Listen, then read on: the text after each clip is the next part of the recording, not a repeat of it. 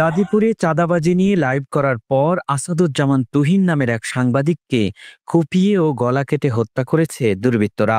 বৃহস্পতিবার রাত 8:30টার দিকে মহানগরীর ব্যস্ততম চান্দনা চৌরাস্তায় মসজিদ মার্কেটের সামনে এ ঘটনা ঘটেছে। দেশের পরিস্থিতি তো খুব খারাপই। এই চৌরাস্তা মোড়ে এত মানুষের মাঝে যদি কুবাইত হয়ে যায়, তাহলে মানুষের তো জীবনের কোনো নিরাপত্তা নাই, যে কেউ যে কোনো জায়গায় কুবাইতে পারে।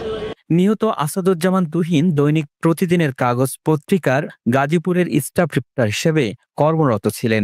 স্থানীয় সূত্রে জানা গেছে, চান্দনা চৌরাস্তা এলাকায় ফুটপাত ও দোকানপাট থেকে চাঁদাবাজি নিয়ে বৃহস্পতিবার বিকেলে লাইভ করেন সাংবাদিক আসাদুজ্জামান তুহিন। পুলিশ সূত্রে জানা গেছে, আসাদুজ্জামান তুহিন থাকতেন গাজীপুর মহানগরীর চৌরাস্তা এলাকায়। পূর্ব শত্রুতার জের ধরে 5 থেকে 6 জন দুর্বৃত্ত বৃহস্পতিবার রাত 8:30টার দিকে চান্দনা চৌরাস্তা এলাকায় তাকে ধারালো অস্ত্র নিয়ে ধাওয়া করে। এ সময় তিনি দৌড়ে ঈদগাহ মার্কেটের একটি চায়ের দোকানে আশ্রয় নেন। পরে দুর্বৃত্তরা তাকে দোকানের ভিতরে ঢুকে এলোপাতাড়ি কোপাতে থাকে। এতে ঘটনাস্থলে আসাদুজ্জামানের মৃত্যু হয় এবং পরে দুর্বৃত্তরা পালিয়ে যায়।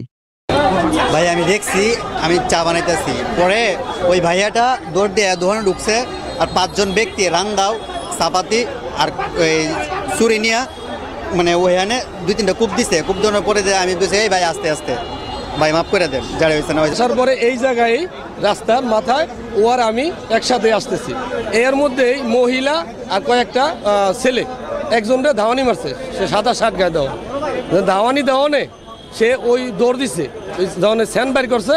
ওই ছেলেটা তো বাঁচার লাগে দৌড় দিছে, তখন ও আমার কাছেই, ও হঠাৎ করে পিছ দিয়ে দৌড় দিল। ও আমার মোবাইল বের করছে, বুঝতে পারছেন? তো মোবাইল বের করে তখন আমি ওরা খুঁজতেছি, কই গেল সব মানে আলজল লেগে গেছে গা, যে কী ব্যাপার, ঘুমনে কী হইলো, কেরা ওই যে স্যান ধাওয়াইতেছে। আমি পিছে পিছে দৌড় পারি, এদিকে দৌড় পারি। পরে শুনি যে এই জায়গায় আইসা এই দোকানের মধ্যে তারা কোপাইতেছে।